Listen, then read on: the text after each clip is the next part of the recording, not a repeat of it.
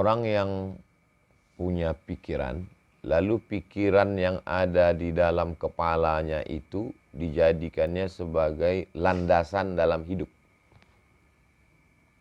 Bahwa kalau sudah hijrah, sudah taubat, maka hidup akan tenang, badan akan sehat, anak akan soleh, rezeki akan lancar. Pertama, pemikiran itu hanya sekedar titik-titik aja. Titik, titik, titik. Bahwa nanti kalau sudah hijrah, badan sehat, rezeki lancar, anak, keluarga akur, kemudian semua baik-baik saja. Lalu kemudian, lintasan yang ada dalam pikiran itu menjadi kuat, menjadi baku, menjadi landasan. Bahwa nanti kalau sudah hijrah, sudah tobat, sudah ngaji, anak, keluarga akan baik-baik saja, rezeki akan lancar, badan akan sehat. Nah, setelah hijrah, tobat, ngaji, sholat, puasa sunat, sakit pun mulai datang, rezeki pun mulai agak macet-macet. Tidak sesuai dengan keinginan di awal tadi, lalu kemudian mulailah berbisik dalam hati, kalau begitu agama ini tidak benar. Padahal landasan awalnya tadi bukan berdasarkan pengajian atau ajaran agama, tapi hanya sebuah pemikiran. Lalu ketika terjadi tidak sesuai dengan keinginan, menyalahkan Allah, menyalahkan ustadz, menyalahkan Nabi Muhammad, menyalahkan hijrah, menyalahkan semuanya. Inilah yang disebut dengan bertuhan dengan hawa nafsu. Jadi, kalau ada orang yang salah sebelum hijrah, minum khamar, salah. Berjudi, salah. Berzina, salah.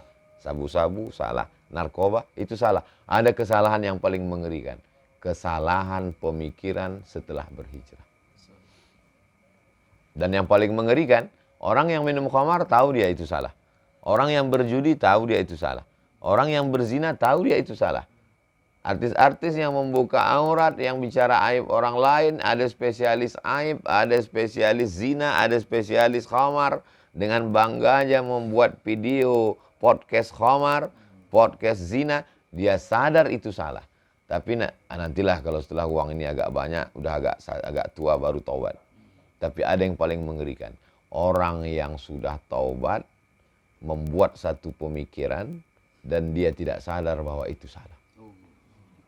Itulah perlunya kita nanya kepada orang yang alim, berilmu, kiai, habib, apakah pikiran saya ini benar atau salah? Supaya jangan sampai kita membentuk satu pemikiran, lalu menjadikannya sebagai sebuah landasan, akhirnya menjadi sebuah dogma, doktrin agama yang tak terbantahkan. Bicara tentang masalah sakit, Nabi Ayub pun sakit. Bicara tentang masalah keluarga, Nabi Nuh pun istrinya durhaka dan anaknya durhaka. Bicara masalah rezeki, bagaimana sulitnya Nabi Muhammad SAW, bagaimana sulitnya Nabi Ayub, bagaimana sulitnya Nabi Nuh, bagaimana sulitnya Nabi Musa. Sesungguhnya dalam cerita kisah nabi-nabi itu Allah ingin mengatakan bahwa kalau kau dekat dengan aku, sakit, sulit, susah tetap ada. Jadi makna sesungguhnya hidup adalah wa ma khalaqatul jinna wal insa illa liya'budun. Ibadah. Ketika sakit, sakit itu pun ibadah. Ketika sedang morat-marit itu pun kalau karena Allah maka dia menjadi ibadah. Jangan kita pahami bahwa yang namanya ibadah itu hanya sholat tahajud, sholat witir, sholat duha. Yang namanya ibadah itu hanya baca Quran, baca tabarak, baca yasin, baca fatihah, banyak sholawat. Itulah ibadah. Tidak. Orang yang sakit pun ibadah. Bahkan ibadah yang paling tinggi bukan baca Quran, bukan jihad fisabilillah, bukan sholawat, bukan zikir. Ibadah yang paling tinggi adalah ridha menerima takdir Allah Subhanahu wa ta'ala. Ibadah yang tidak mengeluarkan suara, tidak mengeluarkan energi, tidak mengeluarkan keringat, tidak mengeluarkan darah. Ibadah yang dalam keadaan diam. ridha, menerima takdir ketetapan Allah Subhanahu wa ta'ala. Kalau dipahami seperti ini, maka insya Allah kita tidak akan menyalah-nyalahkan Allah. Ketika rezeki kita diuji agak macet sedikit saja, kita tidak menyalahkan. Inilah gara-gara taubat ini. Coba kalau nggak taubat kemarin. Kesalahan berpikir membuat kita menjadi salah berbuat. Kesalahan berbuat, kesalahan bicara, kesalahan menarik kesimpulan berawal dari mempertuhankan hawa nafsu. Itulah yang disindir Allah dalam Al-Quran. Ittakhadha ilahahu hawahu. Ittakhadha menjadikan. Ilahahu Tuhannya. Hawahu hawa nafsunya dijadikan sebagai Tuhan. Faksusil qasoso. Ceritakan tentang kisah-kisah itu. Kisah siapa? Kisah nabi-nabi itu. Supaya apa? La'allahum yatafakkarun. Supaya berpikir. Oh, ternyata aku sekarang sedang sakit. Nabi pun ternyata juga sakit. Aku sekarang sedang agak macet sedikit rezeki. Sesungguhnya supaya Allah mengajarkan bersyukur tentang lapangnya rezeki. Oh, sekarang anakku ini agak sulit sedikit diatur. Supaya untuk mengingatkan, supaya ada usaha dan ikhtiar doa lebih. Allah cuma ingin kita sujudnya lebih lama sedikit dari biasa. Kalau rezeki kita lancar, sujudnya mungkin tasbihnya 3 kali. 1 napas. Subhanarabbiyal a'la bihamdi, subhanarabbiyal a'la bihamdi, subhanarabbiyal a'la. Dia buat kita agak sakit batuk sedikit, agak demam sedikit, agak sakit kepala sedikit. Bukan berarti kita lantas curiga ini Omikron sudah sampai. Hanya saja sekedar supaya tasbih kita lebih banyak daripada biasanya. Hati kita lebih khusyuk daripada biasanya. Munajat kita lebih, bangun kita lebih awal daripada biasanya. Duduk kita di masjid mungkin lebih lama daripada biasanya. Karena ceramah kadang tidak membentuk, tidak merubah ibadah. Tapi ada sesuatu yang bisa merubah ibadah. Itulah tujuan Allah. Tapi puncak dari segalanya adalah supaya kita menjadi hamba Allah. Bukan hamba yang lain. Banyak hal dalam hidup yang kalau kita pikirkan sendiri, Qur'annya tidak salah, hadisnya tidak salah. Yang salah itu adalah cara kita berpikir sehingga membuat kita salah mengambil kesimpulan. Akhirnya yang paling fatal adalah menyalahkan Allah Subhanahu wa ta'ala. Orang yang mencaci maki Allah bukan yang tampil di TV lalu mengambil Quran dia injak. Itu jelas kafirnya. Orang yang mencaci maki Allah adalah ketika rezekinya agak sempit sedikit lalu dalam hatinya, kira-kira Allah masih sempat nggak ngurus aku? Jangan-jangan terlalu banyak urusan lalu doaku menumpuk ini proposal belum sampai. Maka sesungguhnya kita sudah kufur kepada Allah, kufur nikmat. Wa in tubdu ma fi anfusikum, kalau kau simpan semua sumpah serapahmu itu dalam hatimu, au tukhfuhu, kau nyatakan atau kau simpan, yuhasibukum bihillah, kau tetap akan dihisab, dihitung oleh Allah Subhanahu wa taala. Maka cepat-cepat beristighfar. Astagfirullahaladzim. Jangan-jangan aku ini sudah kufur. Jangan-jangan aku ini sudah munafik. Jangan-jangan aku ini sudah memaki-maki Allah Subhanahu wa taala. Tidak ada ridha kita kepada Allah Subhanahu wa taala. Maqam level yang paling tinggi adalah maqam ridha, menerima ketetapan Allah, tapi tetap ada usaha dan ikhtiar. Tidak ada yang sulit bagi Allah Subhanahu wa taala. Sulitkah bagi Allah untuk membuat Musa hanyut di sungai Nil, lalu diselamatkan oleh istri Fir'aun, lalu naik setinggi-tingginya menjadi anak angkat Fir'aun, tinggal di istana paling megah dan mewah, lalu dengan cara mudah pula Allah menjatuhkannya dengan cara melerai 2 orang yang berkelahi. Fawakazahu Musa, dia tinju, mati mendadak. Hanya cara Allah untuk mengeluarkan dia dari istana Fir'aun, zona aman. Enak, adem, ayam, tentram. Dikeluarkan Allah. Kau mesti merasakan susah payahnya. Dari istana Fir'aun yang megah, jatuh menjadi pengembala kambing 8 tahun. Panas terik di gurun pasir, harus mengendalikan kambing. Belum lagi pandangan manusia, pekerjaan yang paling rendah, hanya untuk menyiapkan dirinya, membawa Bani Israel menuju Palestina 600.000 orang. Untuk menerima wahyu yang kuat, yang besar, yang kokoh, Allah ingin mengajaknya berbicara di Bukit Tursina. Perputaran nasib ini tak sama di antara kita. Pak Haji, jamaah, sahabat, ustadz sendiri. Setiap orang punya nasib yang berbeda seperti cap jempol yang tak sama. Perjalanan hidupnya bagaimana, jodohnya bagaimana, karirnya bagaimana, rezekinya bagaimana, terombang-ambing. Semua takdir Allah Subhanahu wa taala.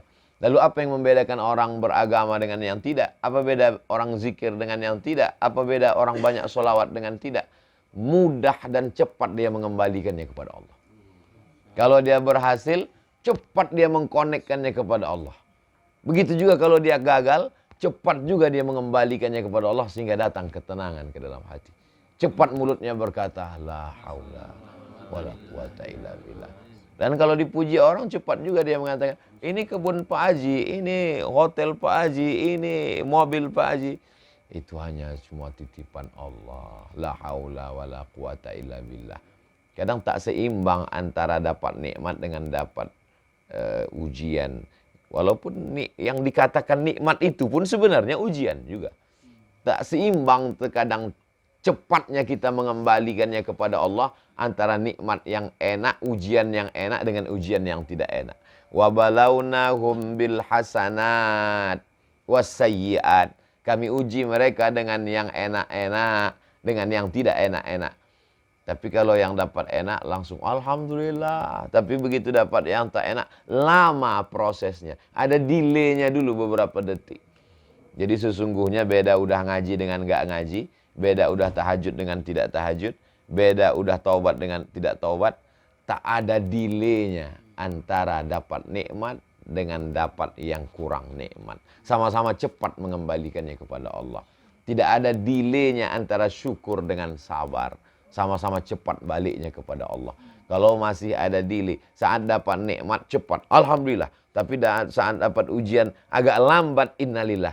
Berarti belum seimbang lagi antara pujian dengan cacian. Kalau sudah lama, sudah sama rasanya antara pujian dengan cacian, sudah sama rasanya antara disambut orang dengan disepelekan orang, barulah sampai pada puncak kedekatan dengan Allah Subhanahu wa taala. Ustadz Somad udah sampai ke level itu, baru menuju proses. Kadang kalau disambut orang, bahagianya. Pas disepelekan orang, datang rasa di dalam. Kenapa? Bangkit emosi, bangkit rasa ingin mengatakan, gak tahu kamu, gak kenal kamu dengan saya. Kamu sepele. Nah, di saat itu mulai sadar, hei Abdul Somad, ternyata kau hanya baru pandai ngomongnya saja. Untuk melakoninya, belum lagi sampai ke level itu. Itulah mengapa kalau di Pekanbaru, mudah saya untuk nelpon Pak Adil dengan Putra. Nanti kita berangkat, enggak? Tapi saya usahakan, saya nyetir sendiri, saya mencari parkir sendiri, supaya yang saya sampaikan ini saya amalkan sendiri. Supaya kalau saya ke masjid, kalau saya ada urusan, ngantri, muncul di dalam, rasa-rasanya udah mau keceplosan nih, keluar mau buka masker. Bisa nggak ini? Oh, kalau begitu belum lagi. Belum sama lagi antara ketika disambut orang dengan disepelekan orang. Belum sama lagi ketika dilecehkan orang dengan ketika dimuliakan orang. Padahal yang memberikan itu adalah Allah yang sama. Yang membuat orang berkumpul ramai menyambut engkau, hai Abdul Somad. Dan yang membuat engkau disepelekan, diremehkan orang adalah Allah yang sama. Yang mengirimkan manusia itu, yang membuat detak jantungnya, yang membuat dia respon ketika jumpa dengan orang. Ustaz, saya jumpa dengan Ustaz ini sudah bermimpi setiap malam ingin ketemu, akhirnya dikabulkan Allah. Yang mengirimkan orang itu Allah yang sama dengan orang yang menyepelekan. Tapi kenapa perlakuan kita berbeda? Jadi dosa bagi orang yang awam adalah minum khamar, berjudi, berzina. Tapi dosa bagi orang yang dekat dengan Allah adalah ketika tak sama perlakuannya kepada Allah dalam hal-hal ini. Adalah kajian-kajian yang khusus dan halus. Kalau ditonton oleh orang yang mau taubat, bisa jadi dia tak jadi taubat. Karena dia menganggap, jelimet sekali Islam itu, ribet sekali. Ternyata Ustaz Somad tidak sama kajiannya antara ketika tablik akbar dengan ketika, karena memang audiensnya berbeda. Karena memang makanan yang disuguhkan tak sama antara untuk bayi yang baru lahir dengan orang yang sudah lama menggunakan lisan lidah perasanya dengan itulah mengapa kajian di YouTube itu didengar oleh orang perlu diceritakan ini audiensnya kapan. Ini adalah kajian khusus, kajian subuh di tengah orang yang khusus, tapi dia akan diupload dan ditonton oleh banyak orang. Mudah-mudahan bermanfaat buat saya sendiri yang menyampaikan dan buat kita semua pada kajian subuh ini insyaallah. Aqulu qauli hadza astaghfirullah li wa lakum. Itu yang dapat saya sampaikan. Mudah-mudahan Allah mengampuni saya atas segala silap dan salah. Barakallahu fikum, jazakumullah khairan. Wassalamualaikum warahmatullahi wabarakatuh. Ada hal-hal yang mengganjal di pikiran, ada yang ingin ditanyakan, kita akan bahas.